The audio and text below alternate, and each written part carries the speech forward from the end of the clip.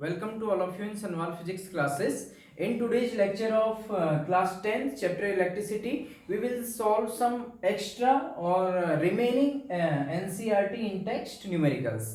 इससे previous lecture में भी हमने एनसीईआरटी इन टेक्स्ट के न्यूमेरिकल सॉल्व किए थे जो पार्ट 1 में, जिसमें कुछ और न्यूमेरिकल हमारे एनसीईआरटी से बच गए थे इन टेक्स्ट से। तो जो बचे हुए न्यूमेरिकल हैं, न्यूमेरिकल पोर्शन ऑफ एनसीईआरटी, उसको आज के वीडियो में हम सॉल्व करेंगे। तो मैं यहाँ पे पहले क्वेश्चन लिख रहा हूँ, उसके बाद फिर हम इसको सॉल्व करेंगे।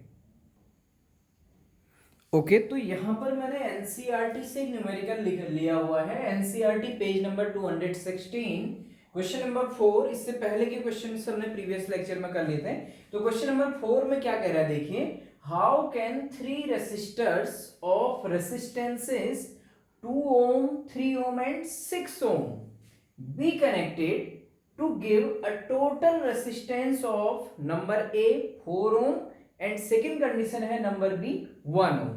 मीन्स क्या कह रहा है कि आप 3 रेसिस्टर्स हैं हमारे पास जिनका रेसिस्टेंस 2 ohm, 3 ohm और 6 ohm है। आप इनको कैसे कनेक्ट करोगे कि टोटल रेसिस्टेंस या इक्विवेलेंट रेसिस्टेंस पहले केस में 4 ohm आ जाए और सेकेंड केस में 1 ohm आ जाए। तो आपको 3 रेसिस्टेंस दिए हुए हैं। देखिएगा, हम इसमें सॉल्यूशन में देखिए, हम मान सकते हैं let resistances R1 equal to 2 ohm, resistance को हम वैल्यू दे दे रहे हैं R2 equal to 3 ohm and तीसरा है हमारे पास R3 इक्वल टू 6 ohm। यानी कि मैंने R1 2 ohm लिख लिया, R2 3 ohm और R3 6 ohm। हमें इक्विवेलेंट रेसिस्टेंस 4 ohm लाना है और सेकेंड केस में 1 ohm लाना है। तो देखिए सेकेंड केस अगर आप देखें, सेकेंड केस में इक्विवेलेंट रेसिस्टेंस 1 ohm लाना है और इन तीनों में मिनिमम रेसिस्टेंस देखिए क्या है, 2 ohm है और हमें लाना कितना इक्विवेलेंट, मिनिमम रेसिस्टेंस से भी कम लाना है 1 ohm। तो सीधे आप ट्रिक ये आप याद रखिए, हमने पढ़ा था कि पैरेलल कॉम्बिनेशन में जो अगर हम रेसिस्टेंस को पैरेलल में ऐड करते हैं तो जो इक्विवेलेंट रेसिस्टेंस होता है वो जो हम रेसिस्टेंसेस कनेक्ट कर रहे हैं उनमें सबसे कम वैल्यू वाले से भी कम होता है। तो सेकेंड केस में अगर हमें हमारा जो इक्विवेलेंट अगर हमें 1 लाना है तो इट मींस आप तीनों को पैरेलल कनेक्ट कर देंगे तो सेकेंड वाले का तो आंसर निकल जाएगा। अब फर्स्ट वाले में यह है कि हम पहले फर्स्ट वाले को सॉल्व करेंगे, 2 ohm, 3 ohm और 6 ohm को कैसे कनेक्ट करें कि इक्विवेलेंट रेसिस्टेंस या टोटल रेसिस्टेंस 4 ohm आ जाए। तो देखिए ऐसे क्वेश्चन के लिए हम मिक्स कनेक्ट करेंगे, मिक्स्ड सर्किट मींस हम किसी को सीरीज में और किसी को पैरेलल में। तो हमें सॉल्व करना पड़ेगा, ये पजल है। जब आप स्टार्टिंग में करेंगे तो एक रीजनिंग टाइप क्वेश्चन है। तो देखिए अगर मैं 2 और 3 को सीरीज करूं तो 5 हो जाएगा और उसके साथ इसको पैरेलल करो, ठीक नहीं हो पाएगा। जो आप देखेंगे ना 3 और 2 का पैरेलल करें उसके साथ 6 को सीरीज करें, क्या ऐसे होगा, या 3 और 6 को सीरीज कर लें उसके साथ इसको पैरेलल करें, क्या ऐसा होगा, ऐसा भी हमें नहीं लग रहा है कहीं से लेके कहीं तक, ठीक है। तो एक आप यहाँ पर पॉसिबिलिटी चेक करेंगे सबसे पहले। तो इसमें जब अगर मैं 6 और 3 को पहले पैरेलल में सॉल्व करता हूं उसके साथ अगर R1 को अगर मैं सीरीज में ले लूं तो ये क्वेश्चन सॉल्व हो जाएगा। तो आपको चेक करना पड़ेगा कि क्या पॉसिबिलिटीज हैं। यहाँ पर मैं डायरेक्ट सॉल्यूशन आपको बता रहा हूं तो आप ऐसे चेक कर सकते हैं। आप मतलब इनको सीरीज और पैरेलल मिक्स करके देखिए, एडजस्ट करना पड़ेगा हमें कि इक्विवेलेंट 4 ohm लाना है। तो इसके लिए मैं क्या कर रहा हूं, देखिए, late R2 and R3 in parallel, कि R2 और R3 हमने ये मानना कि ये पैरेलल में है। हम इनको अगर पैरेलल में कनेक्ट करते हैं तो 1 अपॉन R डैश कह दिया मैंने। इक्विवेलेंट रेसिस्टेंस क्या होता है फॉर्मूला, पैरेलल में फॉर्मूला होता है 1 upon R1 plus 1 upon R2 formula होता है। यहाँ पर हम R2 और R3 को पैरेलल में कर रहे हैं तो 1 upon R2 plus 1 upon R3 मैंने लिखा। तो 1 upon R dash equal to value रख दीजिए, R2 कितना है 3 प्लस 1 अपॉन R3 कितना है 6। तो देखिए 1 upon R dash equal to LCM आया 6, ये हो जाएगा 2 और ये हो जाएगा 1। तो 1 upon R dash equal to 3/6, 3/6 आया। तो R डैश कितना हो जाएगा, रेसिप्रोकल कर दीजिए। तो R डैश आ गया 6/3, तो R dash equal to 2 ohm। देखिए मुझे लाना तो 4 ohm है, इक्विवेलेंट। अभी मैंने क्या किया, मैंने R2 और R3 को पैरेलल में कनेक्ट किया, माना कि दोनों पैरेलल में हैं, तो इन दोनों का पैरेलल में इक्विवेलेंट रेजिस्टेंस कितना है, 3 और 6 का 2 ओम आ गया। अब हमारे पास एक और रेजिस्टेंस बचा 2 ओम।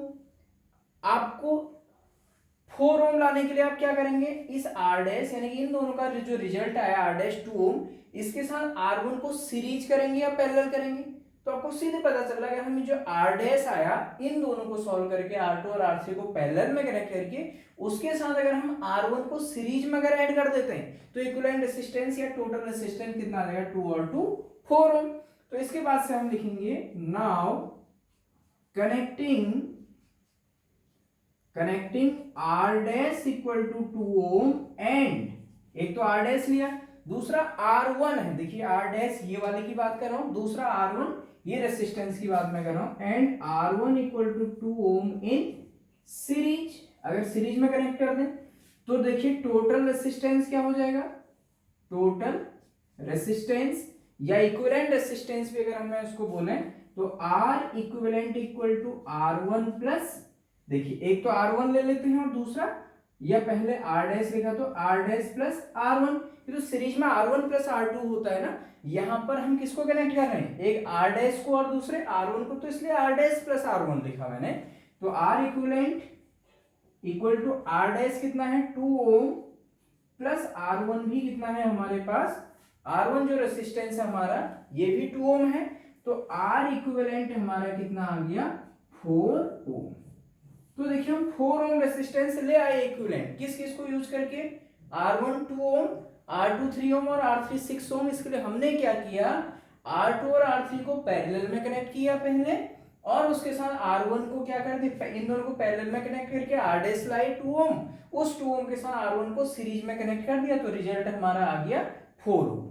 अब इसके लिए सर्किट हमें बनाना होगा कि हम इसको सर्किट से कैसे शो करें, तो हमने 3 और 6 को पैरेलल कनेक्ट किया, तो देखिए हम इसको ऐसे बना सकते हैं कि ये R1 को सीरीज और इसके पैरेलल में ये ऐसे मैंने सर्किट यहां पे बना दिया है, ऐसे आप सर्किट बना सकते हैं।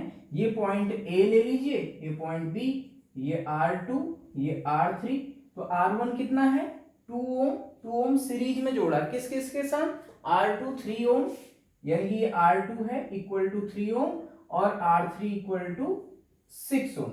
यानी कि हमने क्या किया, 3 और 6 को पैरेलल करके उसके साथ R1 सीरीज में जोड़ा, या पहले इन दोनों को पैरेलल कर दीजिए, उसके बाद आप इस सर्किट को आप ऐसे भी बना सकते हैं। देखिए पहले आप R2 और R3 को सर्किट में शो कर सकते हैं ऐसे, ठीक, ये R2 ये R3, उसके बाद यहां हम R1 भी दिखा सकते हैं, ठीक है।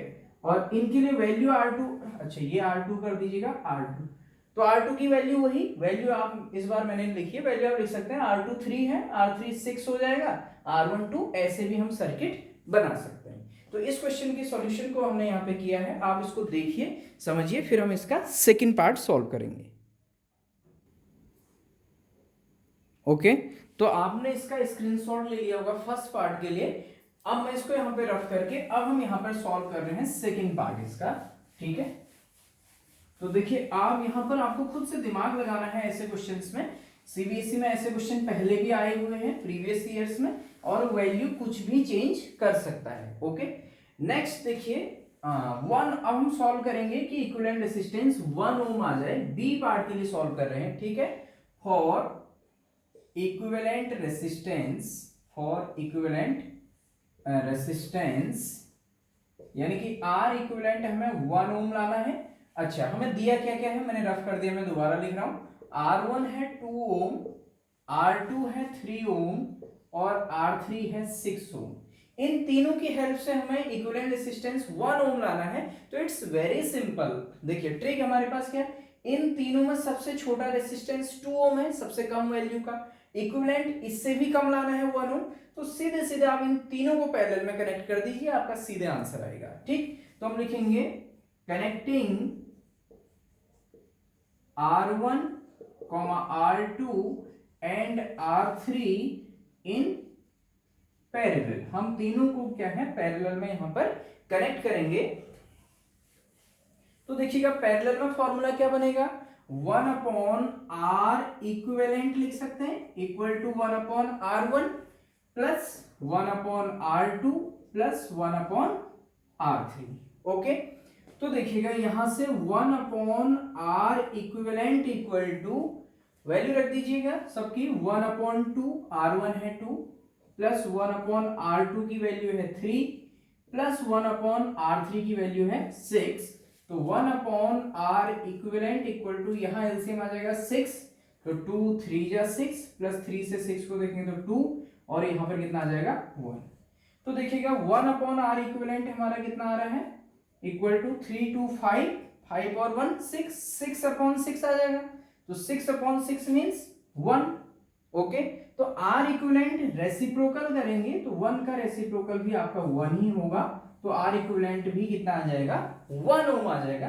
तो हमारा निकल गया सीधे ही। तो हमने क्या किया कि हमने तीनों को पैरेलल में कनेक्ट कर दिया। अब इसके लिए सर्किट कैसे बनाएं, बहुत इजी है, दो पॉइंट्स के बीच में आप r1 r2 r3 को पैरेलल में कनेक्ट कर दीजिए। r1 इसको हम ले लेते हैं r2 और एक और रेसिस्टेंस ले लेते हैं पैरेलल में r3, इसको पॉइंट a कह दें, इसको b कह दें, तो r1 r2 और r3, या इन जनरली आप इनकी वैल्यू भी यहां पर लिख सकते हैं। अगर आप r1 r2 r3 न लिखें 2 3 और 6 ओम, तो इसको मैं लिख दे रहा हूं यहां पर r1 equal to 2 Om, r2 है 3 ओम और r3 कितना है 6 ओम, या जनरली आप 2 3 और 6 भी लिख सकते हैं। तो इसलिए हमने देखा तो ये क्वेश्चन हमारा कैसे सॉल्व हो गया, हमने तीनों को पैरेलल में कनेक्ट कर दिया, 1 ओम हमारा आ गया। तो ये न्यूमेरिकल आपको पूरा ही मैंने दोनों सॉल्यूशन यहाँ पे करके दे दिए हैं, तो आप इसका स्क्रीनशॉट लीजिए और इसको समझिए। इसके बाद हम नेक्स्ट न्यूमेरिकल में यहाँ पे लिख के शो करूंगा आपको एनसीईआरटी से। ओके, नेक्स्ट क्वेश्चन मैंने एक और यहाँ पे एनसीईआरटी से लिया है, एनसीईआरटी पेज नंबर 216 पर क्वेश्चन नंबर 5 आपको मिल जाएगा इन टेक्स्ट में। देखिए क्वेश्चन क्या है, व्हाट इज हाईएस्ट, पहला कह रहा है हाईएस्ट और बी दूसरा पार्ट कह रहा है the lowest total resistance that can be secured by combination of 4 coils of resistances 4 ohm, 8 ohm, 12 ohm and 24 ओम। देखिए क्वेश्चन का मतलब क्या है, ये हमसे कह रहा है कि हाईएस्ट और दूसरे पार्ट में लोएस्ट टोटल रेसिस्टेंस क्या हो सकता है जो कि 4 कॉइल के कॉम्बिनेशन से बने, जिनके रेसिस्टेंस 4 ओम, 8 ओम, 12 ओम और 24 ओम है। ठीक, तो देखिए हाईएस्ट रेसिस्टेंस अगर इनको कैसे कनेक्ट करें कि मैक्सिमम रेसिस्टेंस आ जाए, और कैसे कनेक्ट करें कि मिनिमम रेसिस्टेंस आ जाए। This is very simple question. Maximum resistance के लिए हम हमेशा सीरीज में कनेक्ट करेंगे, क्योंकि सीरीज में क्या होगा, R equal to equivalent resistance R equal to R1 plus R2 plus R3 plus R4, हम डायरेक्ट ऐड करते जाएंगे तो मैक्सिमम रेसिस्टेंस मिलेगा। और पैरेलल में अगर कनेक्ट कर दें तो मिनिमम रेसिस्टेंस मिलेगा जो कि इस 4 ओम से भी कम होगा। ओके, क्यों, तो इन सब में मिनिमम क्या है 4 ओम। तो पहले हम कनेक्ट सॉल्व कर रहे हैं इसको फॉर हाईएस्ट रेसिस्टेंस। तो फॉर हाईएस्ट रेसिस्टेंस के लिए हम क्या करेंगे, इन चारों को सीरीज में कनेक्ट करेंगे। ठीक है, वी विल कनेक्ट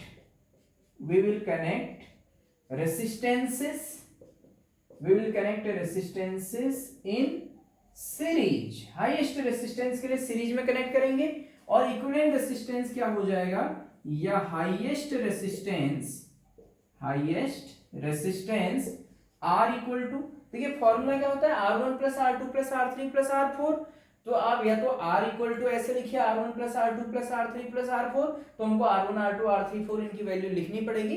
ये आप उसको कर सकते हैं R1 plus R2 plus R3 plus R4 लिख करके। तो यहां पर अगर हम डायरेक्ट करें तो R1 की वैल्यू सीधे ही आप ऐड कर देंगे सीरीज में, 4 plus 8 plus 12 plus 24 R equivalent highest resistance. ठीक है, तो R इक्विवेलेंट या सीरीज में 4 प्लस 8 12, 12 प्लस 12 कितना हो जाएगा 24, 24 में 24 ऐड करेंगे तो 48 ओम हाईएस्ट रेसिस्टेंस होगा इन चार कॉइल्स को कनेक्ट करके। और वो तरीका क्या है, वो मेथड है कि हम चारों को सीरीज में कनेक्ट कर दें। ये तो था ए पार्ट के लिए।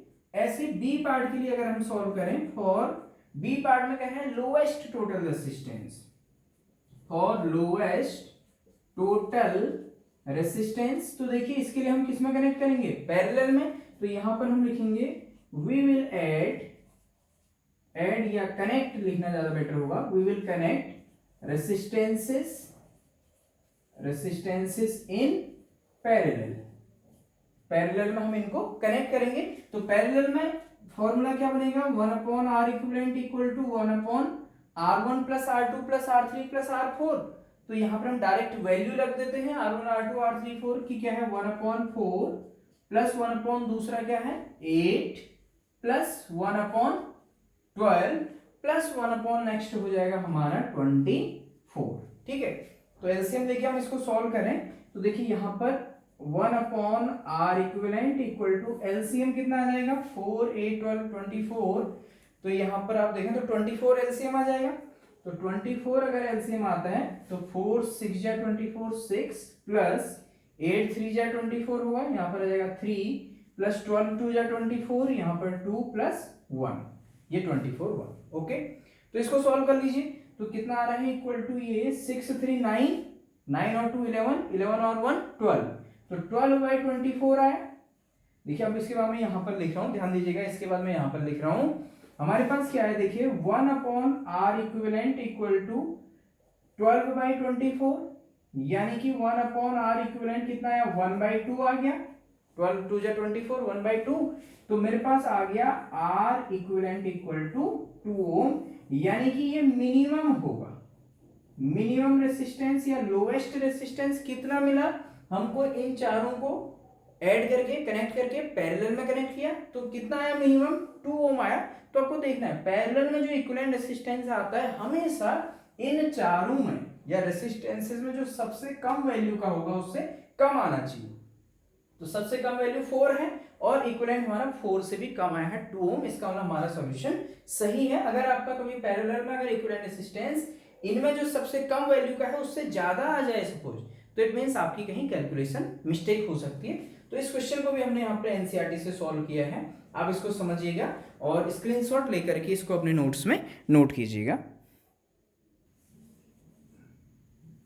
ओके, नेक्स्ट क्वेश्चन मैंने एक और लिया है NCERT page number 218, question number 2 इन टेक्स्ट का न्यूमेरिकल है। देखिए न्यूमेरिकल क्या है, compute the heat generated while transferring 96,000 coulomb of charge in 1 hour through a potential difference of 50 volt। देखिए हमसे क्या कह रहा है, हमें हीट जनरेट निकालना है कि कितनी हीट जनरेट कैलकुलेट करना है कि while transferring 96,000 coulomb का चार्ज ट्रांसफर हो रहा है 1 आवर में through a potential difference of 50 volt. तो देखिए सबसे पहले हमें सॉल्यूशन में इसमें गिवन क्या है, क्वेश्चन के लिए गिवन हमें एक तो है चार्ज, इलेक्ट्रिक चार्ज Q। तो Q कितना दिया है 96,000 कूलम दिया हुआ है। ठीक है, टाइम दिया हुआ है T इक्वल टू 1 आवर और एक और चीज दी है पोटेंशियल डिफरेंस V।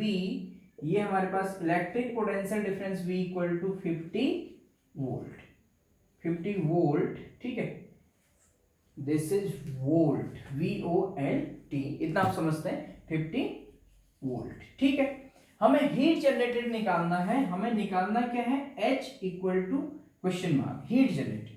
तो देखिए हीट जनरेटेड के लिए मैंने इस वीडियो से पहले इसी प्लेलिस्ट में आपको मिल जाएगा, क्लास 10 की प्लेलिस्ट में अगर आप जाएंगे यूट्यूब में तो एक ऐसा लेक्चर है जिसमें सारे फॉर्मूले लिखे हुए हैं। तो हीट जनरेटेड के लिए फॉर्मूले क्या क्या होते हैं, सबसे पहले देखिए H इक्वल टू एक हमने पढ़ा है V into Q, V equal to W upon Q होता है ना, potential difference W upon Q. तो यहाँ से W equal to V into Q and work is converted in the form of heat, तो H equal to V into Q. Heat generated का एक होता है VIT, क्यू के ऊपर IT हम रखते थे। एक फॉर्मूला होता है main joules law of heating से, जो कि मेन फॉर्मूला है I स्क्वायर RT। फिर हमारे पास एक फॉर्मूला ये भी होता है V square upon R into T. तो ये बहुत सारे फॉर्मूले हैं।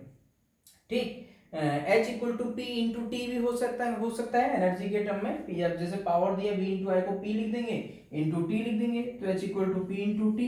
ठीक, P इंटू टी से क्या बन जाएगा, P के ऊपर V स्क्वायर अपॉन R आ गया एक टाइम, P के ऊपर एक बार I स्क्वायर R आ गया, P के ऊपर V इंटू आई।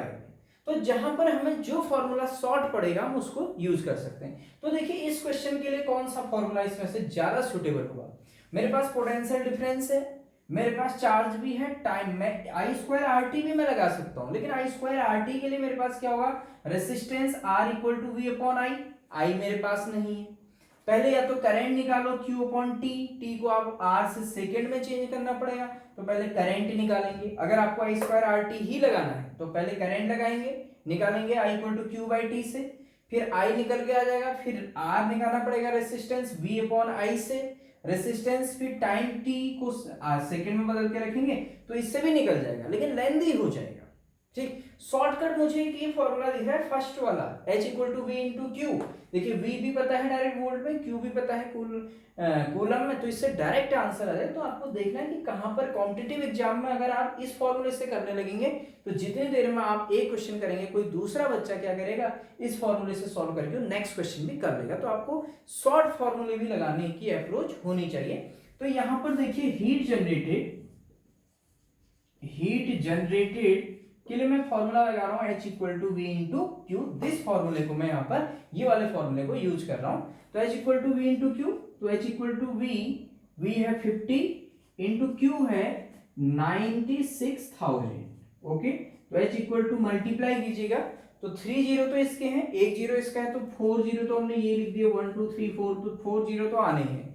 अब 5 से 96 को इंटू करके लिख दीजिए, तो 5 6 जा 30, 5 9 जा 45 और 3 48, इतना जूल। तो इतनी हीट जनरेट होगी। अगर हम इसको थोड़ा सा और अच्छे स्टैंडर्ड फॉर्म में लिखना चाहें तो H equal to 4.8, scientific notation में हम इसको बोलते हैं स्टैंडर्ड फॉर्म 4.8। अगर मैं पॉइंट इसके बाद लगा रहा हूँ 4 के बाद, तो 10 की पावर कितना आएगा, 8 के बाद कितने हैं, 8 को काउंट करते हुए 1 2 3 4 5 6, तो 4.8 इंटू 10 की पावर 6 जूल।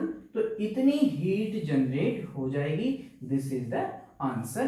तो ये हमारा आंसर सीधे निकल गया इस फॉर्मूले से लगा करके। आप किसी भी फॉर्मूले से करें, कोई भी फॉर्मूला आप लगा लीजिएगा, बस कैलकुलेशन सही करेंगे तो आपका आंसर यही आएगा। ओके, किलोवाट आवर में अगर आप कन्वर्ट करें तो 3.6 इंटू 10 की पावर 6 से डिवाइड कर देंगे। क्यों, अगर आप निकालना चाहें, नहीं तो आप जूल में छोड़ सकते हैं, because you know 1 kilowatt hour equal to 3.6 into 10 की पावर 6 जूल। ठीक, तो आपको किलोवाट आवर में अगर इसको चेंज करना है तो डिवाइड कर दीजिएगा 1 इतने से 3.6 इंटू 10 की पावर 6 से, तो आपका आंसर वो भी किलोवाट आवर में आ जाएगा। तो अब इस क्वेश्चन को भी समझ गए, आप इसका स्क्रीनशॉट लीजिएगा, फिर हम नेक्स्ट क्वेश्चन में यहाँ पर आपके लिए लिख के शो करूंगा।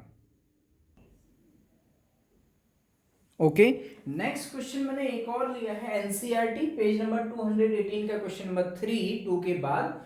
तो क्वेश्चन क्या है देखिए, an electric iron of resistance 20 ohm takes a current of 5 ampere. Okay, calculate the heat developed in 30 second. यानी कि इलेक्ट्रिक आयरन है जिसका रेसिस्टेंस 20 ओम है, कह रहा है वो की करंट लेती है 5 एम्पियर करंट है, तो हीट डेवलप निकालना है 30 सेकेंड। इसीलिए मैंने फॉर्मूले यहाँ पे रफ नहीं किए हुए हैं। देखिए सबसे पहले सॉल्यूशन सॉल्व करने के लिए हम देखते हैं कि हमें गिवन क्या है।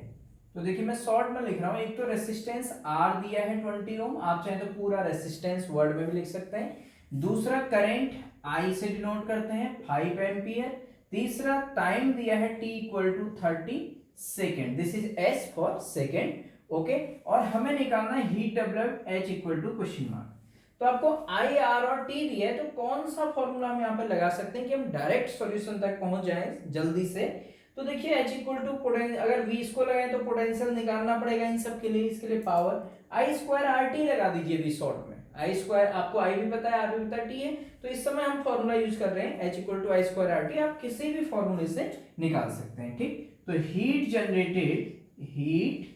जनरेटेड या डेवलप्ड फॉर्मूला हम लगा रहे हैं H equal to I square RT, Joule's law of heating से। ओके, तो H इक्वल टू I कितना है हमारे पास 5 है, 5 का स्क्वायर, I हमारे पास 5 है तो 5 का स्क्वायर इंटू R कितना है इंटू 20 इंटू टाइम 30, T 30 है तो इसलिए 30 सेकेंड।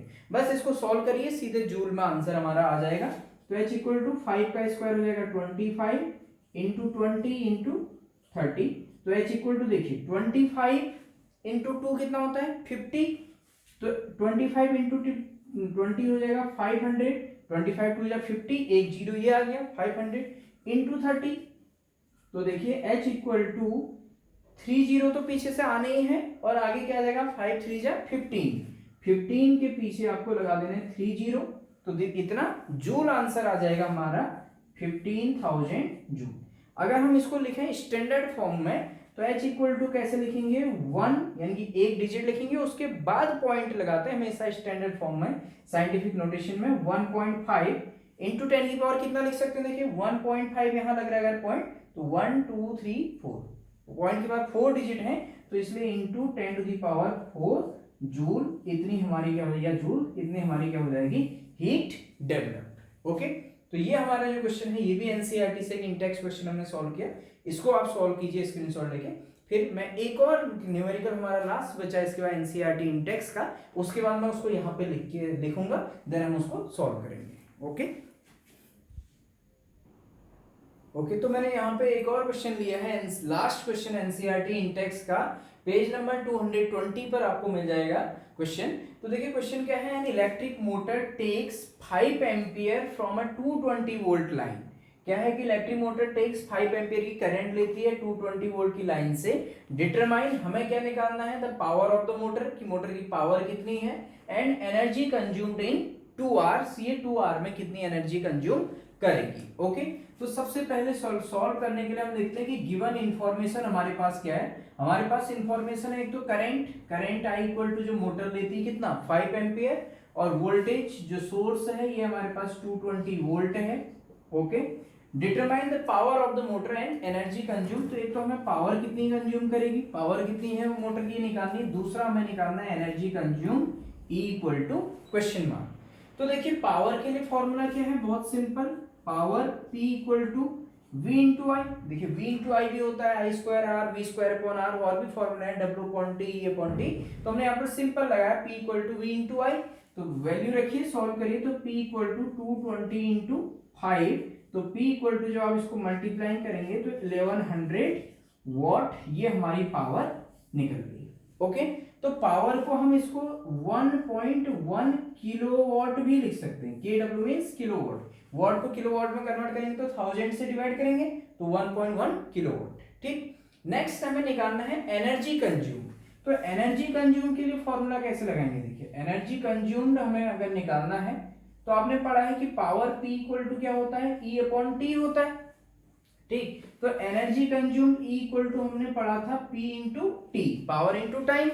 तो देखिए एनर्जी कंज्यूम को हम जूल में भी निकाल सकते हैं और किलोवाट आर में भी निकाल सकते हैं। तो पहले हम किलोवाट आर में निकाल रहे हैं, तो E equal to power P कितना है, किलोवाट में रख रहे हैं 1.1 किलोवाट, 1.1 इंटू टाइम, टाइम को आर में, क्यों तो हमें टाइम इसमें to determine the power of the motor and energy consumed in, हाँ दिया है टाइम 2 आवर। हमें एक और इंफॉर्मेशन है कि time T equal to 2 hours. Okay, तो हमारे पास इंटू क्या हो जाएगा 2, तो E equal to 1.1 into 2, 2.2 kilowatt hour, ये हमारे पास एनर्जी कंज्यूम निकल गई। ठीक, देखिए ध्यान दीजिएगा, आपने क्लास 9th में भी पढ़ा है, जो किलोवाट आर होता है this is the commercial unit of electrical energy. इसी को हम यूनिट भी कहते हैं, बिजली की जो यूनिट कहते हैं, हमारे घर में जो बिजली का बिल आता है, यूनिट जो हमारा मीटर रीड करता है, तो 2.2 यूनिट भी हम इसको कह सकते हैं। ओके, जैसे एक यूनिट होती है लगभग 5 रुपीज, 4 पॉइंट समथिंग रुपीज, तो 5 इंटू इतना, तो देखिए इससे हम बिजली का बिल भी आपका निकाल सकते हैं। तो अगर कोई मोटर अगर 5 एम्पियर की करंट लेती है 220 वोल्ट से और 2 घंटे तक चल रही है, तो कितनी यूनिट आ रही है बिजली की, 2.2 यूनिट आ रही है 2 घंटे में। ठीक है, तो इसका पैसा कितना हो जाएगा, आप मल्टीप्लाई कर दीजिए जो रेट है आपके उसके according, city to city. Okay, जो भी वेरिएशन है होगा, तो जैसे 5 अगर हम मान के चले एवरेज, तो 5 इंटू 2.2, तो 11 रुपीज लगभग हमारा बिल आ जाएगा। ठीक, तो हमें यहाँ पर एनर्जी निकालनी थी कंज्यूम 2.2 किलोवाट आवर। अगर आप जूल में निकालना चाहते हैं तो आपको पता है ना कि 1 किलोवाट आवर इक्वल टू कितना होता है 3.6 इंटू 10 की पावर 6 जूल। तो इसको किलोवाट आवर को अगर आपको जूल में बदलना है 2.2 किलोवाट आवर को जूल में, तो आप मल्टीप्लाई कर देंगे 3.6 इंटू 10 की पावर 6 से, इतना जूल आ जाएगा। तो मल्टीप्लाई करेंगे तो कितना आ जाएगा, देखिए जब इसको मल्टीप्लाई करेंगे 22 6 जा होता है 132, 132 का 2, 22 3 जा 66, 66 में 13 ऐड कर दीजिए तो अब कितना हो जाएगा 79, ये हो जाएगा, पॉइंट लग जाएगा यहाँ पर, तो 7.92 इंटू 10 की पावर 6 जूल ये हमारा एनर्जी कंज्यूम निकल गया। ओके, तो ये लास्ट क्वेश्चन था एनसीईआरटी इंटेक्स से न्यूमेरिकल्स में, तो अब इसका भी स्क्रीनशॉट लीजिए और इसको भी सॉल्व कीजिएगा। ओके, तो आज के इस लेक्चर में हमने एनसीईआरटी के जो बचे हुए इंटेक्स न्यूमेरिकल थे उनको कंप्लीट किया है। अब हम इसके बाद नेक्स्ट लेक्चर्स में एनसीईआरटी के एक्सरसाइज के न्यूमेरिकल सॉल्व करेंगे, न्यूमेरिकल प्रॉब्लम्स। तो अगर आपको वीडियोस पसंद आई हैं तो आप लाइक कीजिएगा और चैनल को सब्सक्राइब भी कीजिएगा। Thank you so much.